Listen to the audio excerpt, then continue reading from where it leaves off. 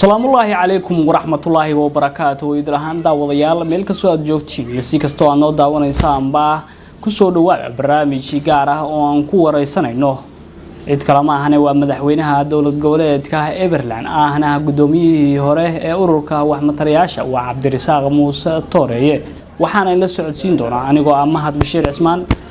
waxaana barnaamijka sidaan hore in kugu sheegnay marti noogu ah waa madaxweynaha maamul goboleedka Everland Cabdirasaaq Muuse Tooreeye ahna abwaan Soomaaliyeed ku soo dhawaad Cabdirasaaq waxaad marka hore noo faahfaahisaa horta adigu waxa tahay madaxweynaha maamul goboleedka Everland mise gudoomiyaha ururka wax matalayaasha بسم الله الرحمن الرحيم ما هدورت waxa weeye taariikhda Soomaaliya hadii aad dib u raacdo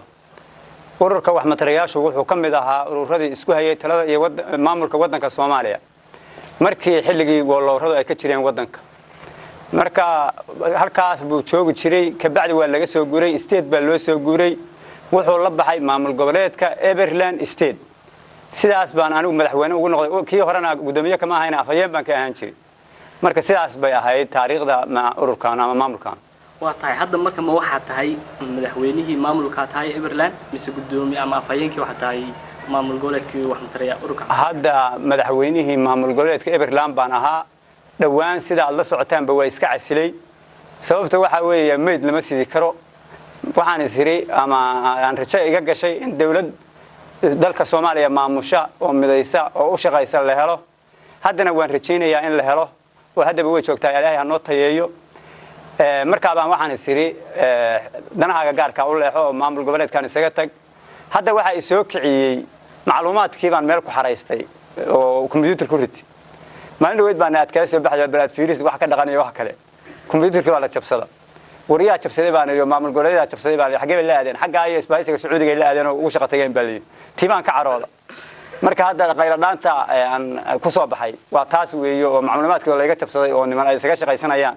ayaan arkay bal waxaad faahfaahin laga siisaa maamulkiina iyo waxa uu qabtay wuxuu yahay maamulkayagu waxa weeye maamulada ka jiray wadanka Soomaaliya 27 sano oo la soo dhaafay oo madaxweynayaasha tirada badan loo ay u taliyaan taya waa halkeeda mid kamida weeye waliba midka ugu wax qabad roon weeye sababta waxa weeye anigu laame 10 mitir aan dhagax dhigay laamiga 10 mitir ahaana niman baa qadaraas ku qaatay oo dhisay laakiin aniga ku magacaaban oo ayagu hal abuur ma lahayn hawlka anaga iga qaateen waxa weeyaan wax hal abuur leh oo hees leh oo macnaha sideedaba dadka Soomaaliyeed u shaqeeya ana la arkaa wax tarna isaga mid baan anaga iyo maamuladii jiray iyo maamul goboleedka hadda jira wax tar isaga mid baan horta mid ka yar ku faanin maayo laakiin anigu waxaan dheerahay heesna waa la ii heesay dadka Soomaaliyeed dhigiisa iyo dhibaatadiisa kuma farxo ee waa ka naxaa waxay waxaan noo sheegtay inaad hees leedahay bal heesta lagu heesay oo madaxweynayaasha aan loo weesin bal waxa ma nooga taaban ka dhacdo horta sida la socoto madaxweynayaashii wadanka Soomaaliya oo hore waa loo heesi jiray sidii Maxamed Siyaad oo kale waad maqashay inta hees loo qaaday noo waar Siyaad aynaan ka hay horta qaba Siyaad bal qof kale ku soo dara heesa intaas oo hees baa loo qaadi jiray madaxweynayaasheedaan Taiwan-ka oo faraha badan oo waayahan dambe dalka isaga daba imaanayay xabad heesa looma qaadin mid dhaliila looma qaadin mid amaanana looma qaadin waxaan markaan ugu la yaabay in heesihii naqban waayeen aniga ma ahan inta kale iyo in dadka Soomaaliyeed kaga masuugay gabayadii iyo suugaantii iyo buraamburkii iyo wixii loo tirin jiray madaxweynayaasha iyo inay qaban waayeen waxaan markaa u deysanayaa inay qaban waayeen oo ay yihiin Soomaaliyeed aniga marka golahayga baarlamaanka iyo golahayga wasiirada ay heesay sidaan horeyba u sheegay waxay ii sheegeen igu amaaneen oo igu falanqeeyeen wax qabadkaygii waxna ima dhaafin waxna igama dhaafin waxay yiraahdeen dal burburay dadna aan helin dariiqyadii la wada xiray laamigood dukaafada oo aan dan loo gelin daara aan ka dhoobnee mudanuna daadi dadkii oo iswada dilay oo aan daawo loo helin may dabada yaaliyaal oo dugaagu ka hirqaday aan darajo doonay mudanuna daadi ciidankoo dib jiray xalay oo aan dab loo shidin oo aan daryeel helin oo qabiil u kala duman dawladda ku noqonay mudanuna daadi ruuxii damiir loo dalka wax ugu yaalana aan damandabyeynay mudanuna daadi ka halawna dawgo dululaati qaadne musuq maasuq doortow daacadana la dirirow bada aan dalaaloon danaheena gaarey mudanuna daadi yiraahday anna waa ku farxo waa ku najax waxaad horta bal heestaa waa hees horta xajiiba marka loo eego oo waxay ka hadlaysaa musuq maasuq iyo in lagu wasi dhiiranayo maamulka uu qayb ka yahay oo shaqadiisu way tahay arrintaas aan dib kale horta maamulka oo shaqadiisu maxay tahay ba iyadoo horta muxuu qabtaa maxay sataa maamulkaygu waxa maamulada kala qabtaan boorta qabtaa kama baxsana annagu maamulada isku cawriyemayna maanta waa iska warqabnaa madaxweynayaasha iyadaan 27 sano hoo joogay wax qabad waa isaga warqabnaa laakiin kuwa kale aniga waxay dheer yihiin annaga hadda maamulkayga hadda wax ku sid badaan oo waxa dadweynaha duunka u keenaya ay nagu sid badaan waxaan dhahnaa raalli naga ahaada ma karaan kuwa kale waxay annaga nagu bixeen raalli ahaadan dhaana kuwa kale ma karaan hadda waad ogtahay caawimooyin baa loo waday goboladan dhexe kuwa cunay raalli ahaada macaamale barbalbeeg waxa kale markay dhaaranayaan ay ku dhaartaan waxaan dantayada iyo danta qaranka waxaan horeysiinaynaa danta qaranka bay ku dhaaranayaan annaga kuma aan dhaaran waxaan ku dhaaranay dantayada iyo danta qaranka taayada inaan horeysiino wixii ummadda tabaalasan kugu dhigto aan ku tagfirano laakiin hadda waxaas soo dhaafi waayaan waxaan dhahnaa raalli naga ahaada ayagu kitaab beena bay mareen dantooda ay hormariyeen tan qaranka ma hormarin halka kitaab beena wax isla qaban laayihiin raalli ahaadana ma kana annagu raalli ahaada aan leenahay wixii hadda soo dhaafi waayeen aan kugu shaqaynay waxa weeye marka sidaa weeyo anigu sidaasaan kaga fiicannahay maamulka iyagu sidaas kaga fiican yahay waa maamul dadka ku dhex jira waa maamul dadka ka warqaba waa maamul aan dadka dhibaatadiisa ku farxin waa maamul aan ku qanacsanayn gumaysiga iyo balaayada carrada ka jirta in la soo dhaweeyo marka sidaa weeye maamulka kaas kaga fiican yahay dhinaca waa kaga leexsantiin oo wax walba waad rugaysaan adigu xogaa nacfiga maamul nacfibaana maamul nacfibaana waa tahay goorma la asaasay maamulkeena 29 baa la asaasay midkii ugu horeeyay goolorada waagay jireen ilaa 29 iyo soo bilowda intii ka dambeysay dadkan dhex taagnayn intaas waa ka hadlaynay waa u waramaynay waa u sheekaynay annaga ma weheshanayeen dadku wax maamul annaga naga weheshanayeen way 29 maadaama asaasay waa waqti dawladii dhexe dalka kacaanku dhacay xageebu marka maamulka asaasmay uu ka shaqeynay dhammaan gobolada iyo degmooyinka wadanka Soomaaliya iyo ka shaqeynayay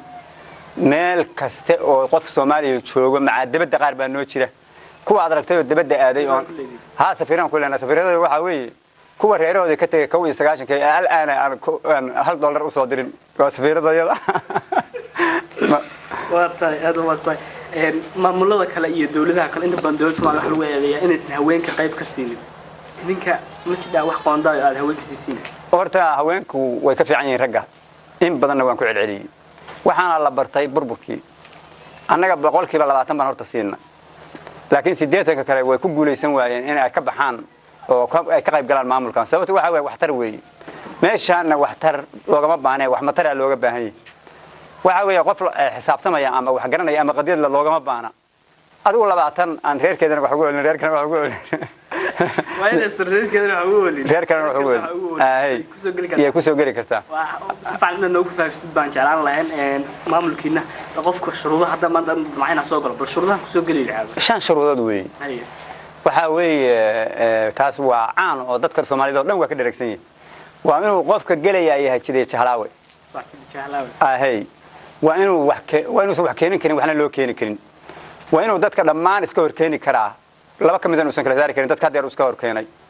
waa in hadduu joogo aan loo yeerin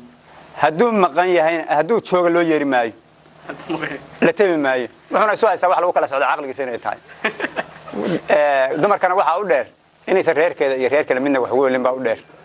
qof kasta oo Soomaaliya oo shuruudaha buuxiyay ayaa kamid ahaan jiray oo hadda kamida ururka wax matariyaasha Soomaaliyeed ama maamulka Everland State waa tahay 29 ilaa 29 waa waqti aad u dheer waxa inaad dawladihii aad ku horeyseen wixii dawladda kacaanka ka dambeeyay baa muuqata maadaama intaas oo dhan aad shaqeynaysan maxaa dalka ku soo kordhiseen dalka horta waxaan ku soo kordhinay hadda madaxda ka jirta isteediyada wax halabuura male halabuurka anaga horta naga qaataan hadda wax alla qodobada ay ku shaqeynayaan waa kuweegaan haddeen anigu macluumaadkii community-ga aan gashaday oo aan meesha dhigtay waa la jabsaday waxaan ku maqnaa meel baa shaqo u aadayo waxa la igu yiri yaa jabsaday markaan madaxweynayaasha maamul goboleedyada jabsaday baa xagee bay la aadamay Sacuudiga u safriyeen bal sirtay halabuur kala ma leh taydii baa safriyeen waxay ugu shaqo tageen Sacuudiga iyo isbahaysigiisa maca markii la weydiiyay wariyaa idin ogol baalka la awooddan biyaa idin ku leedihiin qodobka idin ogol waxay noo ogol qodobka haba ururka wax matalayaasha ka soo amaanay dastuurka waa kala soo baxay macluumaadkooda waxa laga amaan karo miyaa dastuurkiina ku jirtay ha in laga amaado sababtu waxa weeyaan macnaha haddii aad mar jeenan doonayso inaad meel kasta oo jabin karto yaa ku jirta qodobkiiba isticmaaleen hadda anigu marka dacwo aan ahay jamciyadda qurumaha ka dhaxaysan dacwo u ahay midowga afrikaan dacwo u ahay jaamacadda carabtaan dacwo u ahay igad baan dacwo u ahay wadamada islaamkaan dacwo u ahay waxaan dacwad ka ahay nimanka macluumaadka in laga siiyo haddii kale farahan isku taagtaagayna anigu marka anigu dagaal ma qaado laakiin waa ku abaaraya waxaan leeyahay Allah idin barakeeyo waayahay dawladdu marka mayd aqoonsta maadaama intaas oo dhan shaqaynayseen dawladii hore horta waa aqoonsanaayay oo dalka soo maray maamul goboleedana hadda waa wada shaqeynaayo maamul goboleeda in ka soo hadaan cilownay sirtiga fakada iga dhaceen waa wada shaqeynaa laakiin dawladdan cusub oo hadda federaalka oo la magacaabay nama aqoonsana warban nagama hayso sababta waxaad ku ogaanaysaa hadda maamul goboleedyada maalmihii dhaweed ay ku shiraayeen Kismaayo waxa weeye nama tabin oo ayagu waa naga dhumanay sirta la fakanayeen waanigii dadka tiriyay geedo oo yaaq ka tagay geedo ma tirin mar haddii maamul goboleedka Everland ka maqan yahay meeshaas maamul kama dhicin sababtu fadhigii baa naanayaguna waa faraacdi dawladdii marka la rabay inay dadka isku keento oo dadka ka warqabto oo Soomaaliya hadda ayaga u yeedha ayaduna ma timin maamul goboleedka Everland ma timin oo xageebu jira ma ay oran waxay u yeeratay kuwii kale oo maxayna dhaamanay ugu yeerat annaga ka dal badan annaga ka dad badan annaga ka aqoonsi badan waxay ku shaqeynayaan waa macluumaadkayagii waxay geeyeen waa macluumaadkayagii oo la fakadeen maxay geynayaan waxa weeye marka dawladda waxaanu leenahay annagu waa in aqoonsanayna aqoonsada yaan leenahay dawladda khilaafka ka dhex jira maamul goboleedyada iyo dawladda federaalka wax saameyn ma ku yeeshay idin annaga waxba nagu yeelan waxay nagu yeesheen oo kaliya sirtaas ay naga xadeen nimanku oo ay ku shaqo tageen oo Sacuudiga la aadeen taan bay yaana saameysay laakiin wax kale oo dhiban nooma geysan waxa aan la qabnaa dadweynaha Soomaaliyeed meeshii la rabay in loo shaqeeyo dadka Soomaaliya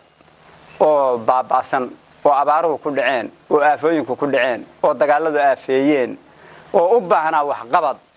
ayaa waxa lagu gorgortamayaa dhiigoodii iyo baahidoodii baa lagu gorgortamayaa taas waa la qabnaa dadka Soomaaliyeed waxa weeye hadda waxa la safrinayaa dadkii waa baahan yahay waa baabaayay hadda wixii loo soo dhiibay meeye bariga hadda ka hore yaana anigu waxaan diray niman 12 oo guddi aan u qabtay arrimaha abaara waxaan u diray dadweynaha wixii baa ayaga soo dhaafi waayay maalintii dhamaan nin waxa madax u aaleeyay raamsade xogeenkiisana waxa loo oran jiray wax ma reebe labadii nin baan maalintii dhamaan waxaan raamsade wax ma reebo dadkii waa kan baahan oo meeshaan daadsanay maxaad u haysaan way hadleen anigu galay baan ku weydiiyay waxaan raamsade wax ma reebo kuwa ra'yigoodu raashin qaata ahaayo dan yar aad u rafaadsan oo maalkoodii barka riiqdaan reerahan ku arkay ruuc ay karsadaan yar kiis ma reebi kartaan way la hadleen waxay yiraahdeen dan yarta aad u rafaadsan oo maalkoodii barka riiqday rabbigay waxa siiyay ruuc ay karsadaan iyo kiis ma reebi karayne ra'yiga naga joojiyay ragoraan isku dhaafnay hey maalintii dambe waxay soo dacwooday dad biyo doonayo oo adeen waxay maqleen waa madax waa tuma madaxda waa qama orjinaalka waa yiri mid baa hadlayo biyihii hay'adu keentay oo dadka baahan la siiyay oo beesha loo ballan qaaday ma bilaaban maya ma sawaad bursateen waadinkii si balaayo xuboobi okay waa qanci waxaan iri nima baahiyo hayso nin kale bugta haysa barax looguma dhibeen biyaydan baranayn biyihii hay'adu keentay oo dadka loo ballan qaaday haddii aan bursanay nafteena bixinaynay bal maxaan bixinay wax bees ma aragnay mo hal arbu iska tagay hadda saas ku qanacay waxa weeye marka anagu saasan dadka u qancin jirin oo markaan waxoodu ay nagu sid badaan aan u qancin jirin waxaan ku eedaynaa ma dadkii qancin maayaan oo wixii anagana soo dhaafi waayaan male hadda waxaan maqlay gobolada Galmudug 5,000 oo kiish wax la igu tilmaamay baa ya waxa la keenay baa ya loo soo 5,000 oo tan baa loo soo qoontay yaa lagu yiri shantii ma gaalkacay markay marayso yaa waxaan maqlay in kiishni laga waayay waxaan u maleeyay badda hobiye miyaa laqday mudubooyinka kale badda casbaa laqday 5,000 oo tani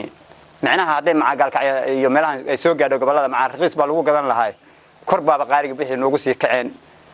war nimankii annagii baa ka shahaadanaynaa annagii nimanaan ka ashaadanay oo annaga naga yaabiyey yaanu aragnay waa tahay maamul idinku waxaad tihiin saa sheegteen dalkoo dhan ka wada jira maamulkiina markii la dhaarinayo ama xildhibaanadiina ama madaxdiina maxaa lagu dhaariyaa annaga madaxweyne kuu sheegay annagu been kumaanaan dhaaran waxaanu ku dhaaranay dantayada iyo danta qaranka dantayada inaan horaysiino wixii ummadda tabaran kugu dhiibana inaan ku takafalano laakiin haddii waxaas hadayna soo dhaafi waayaan raalli naga ahaadama dadka leena saasaan kaga fiicannahay annagu laakiin musuqmaasuqa liidnimada eexda qaran dumisnimada oo shaqaynta gumaysiga isaga mid baana waliba annaga ku dhaano annagaaba garanayna in gumaysigu uusan dan noo ahayn iyo baaba wadankeena ayuu garanba maayaan cunno ba u muuqata waxa cunnada waa noo wada muuqataa mid foolxun ba u muuqataa iyaga wasiirada iyo xildhibaanada iyo waliba golayaashii iyo xubnaha badan ay maamulkiina kamid halkii ku soo yihiin xarumaha waxay ku soo yihiin wadanka Soomaaliya meel kasta oo yahay waxa al baarlamaanka oo fadhi ku diriirada ragga fadhiya weeyo aad aragtay oo maanta oo dhan mooshinka Keenaya bila macnaha waa baarlamaanka yaga meel kasta oo kuraas taalo waxa ku fadhiya waa baarlamaanka yaga waa kuwa ugu badan weey waa 90% baan oran karnaa dadka Soomaaliya mooshin 24 saac taagan oo aan waxba ka soo baxayn dood aan waxba ka dhalanayn aan wax horumar lahayn hadda aragto waa baarlamaanka yaga waxaya baarlamaankiina maadaama shaqadaas hayo idinku intaad wadanka joogtay wax mashaariic ma ka hirgeliseen mashaariic maxaan ka hirgelinaa anaga oo soo dhaafin wanaag maamulada kale ee maamul goboleedyada kale Soomaaliya idinku waxaad sheegeen maamul goboleed xubin ka tiin ama maamul goboleed in badan horreeyay maamulada kale deegaanada ka taliyaan waa la arkaa waxa qaar galmudug oo labadan gobol kuwa Jubbaland oo 3 gobol mid waa Koonfur Galbeed oo 3 gobol idinku goboleed ka talisan gobolada ay ka taliyaan baan kala talinaano idinka ayaga ku dhex lifaaqantiin ayaga ku dhex lifaaqana haddii ay madaxweyne dootaan ku xigaankan leenaano haddii ama madaxweynaha balleena waa laga yaabaa in madaxweynaha maca ku leenahay oo qayb uu ka yahay weydaan aqooni waxa weeye annaga waxa ay ku shaqeynayaan waa macluumaadkayaga waa halku dhageeyaga waa halabuurkayaga wax kale oo ay la yimaadeen iyo wax kale ay hayaan midna ma jirto waa tahay shirarka maamul goboleed loo yar maxay idinka kaga soo qayb gelinaya niyo horta annagu inta badan mashquul baan waxaan ku nahay dadka danihiisa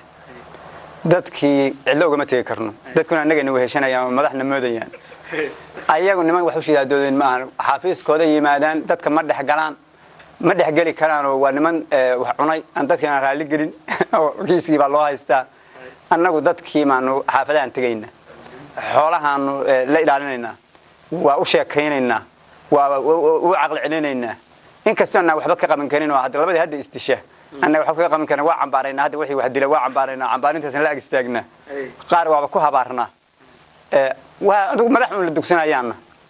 waa tahay dastuurka dawlad goboleedyada qolabo dastuur beleed dawladda dastuur beleed dastuurkiina qodobadiisa bal wax nooga sheegi karaa ha waxa weeyaan horta dastuurkayaga waxa kamid ah qofka inaan xilka laga qaadi karin inuu dhinto ma laga ma qaadi karo xilka laakiin hadduu dhinto waxa lagu bedelayaa mid kale waa qodob kamid ah qodobada annagu aan ku dhaqanay oo aan hirgelinay waad aragtaa maamul goboleedyada qaar kood inay isticmaalayaan laga qaadi karin hadduu wax dhaco hadduu wax dilo haddii uu dambaabo xilka lagama qaadi karo waa in iska soo jeedaa annagana la ka barto soo wax qabad ma waa tahay maamul goboleedyada waxa jira dawladda federaalka inay dhahaan annaga shabaab dagaal baa naga dhaxeeyo oo ay dagaal u kala dhaxeeyo oo ay mar waliba lala diro idinka maamulkiinaan Everland waxa shabaab kala dhaxeeyo macalaad heshiis maxay kala dhaxeeyo annaga horta dadka Soomaaliyeed wixii leynaya waa cambaarayna wax allaala wixii dadka Soomaaliyeed dhibaateynaya oo dhibaato ku haya waa cambaarayna waxa weeyaan dadka Soomaaliyeed dhigiisa iyo baabiisa iyo burburkiisana dad ku qaracaya ma yihin waxa weeyaan Itaalaan hadda nimanka kaga hortagnaan annagu ma lihin laakiin waxaanu leenahay wax allaala wixii fal dambiyeeda oo dadka Soomaaliyeed lagu dhibaateynayo waa cambaarayna waa tahay waxa jira markii laga soo gudbo inaad tahay madaxweynihii hore maamul gobolka Everland haddana aad xubin kamid ah wali tahay inaad abwaan tahay Soomaaliyeed oo curiyeed tahay haladan Soomaaliya ka jira waxaad ka curisma jira in badan ma horta ka hadlo markii ugu horeysay gabay la yiraahdo deera ka halqaad